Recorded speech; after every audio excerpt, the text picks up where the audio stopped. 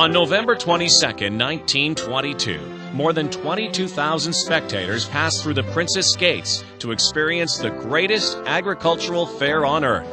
Among all the cattle, swine, and poultry, 1,850 horses were entered, and the Royal was born. I've been going to the Royal Winter Fair for 40 years, more than 40 years. And it is the one thing that everyone aspires to qualify for and to go and compete there. It is the gold ring. International show jumping has been a part of the Royal since its inception, and by the 50s, the Nations Cup was attracting the greatest riders in the world.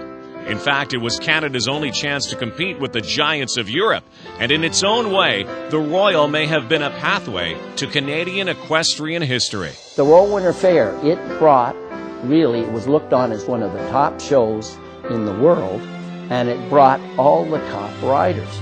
So we were able to compete with the top riders in the world. So the Royal Winter Fair played back then, a really important role to the development of the Canadian theme.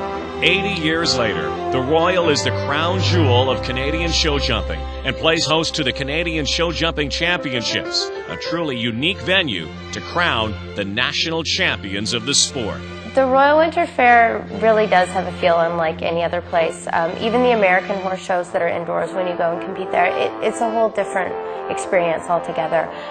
The arena always feels very alive, and when you show indoors, you can hear everything going on in the stands. The Royal Winter Fair is a national icon, an event that takes Canadians back to their roots. I think it's really important for any kind of sport to be, especially an old sport like ours, to remind itself in the public eye that, we are part of history, that this is part of who Canada was. And the Royal, being so historic in itself, in its own right, I think brings those feelings back.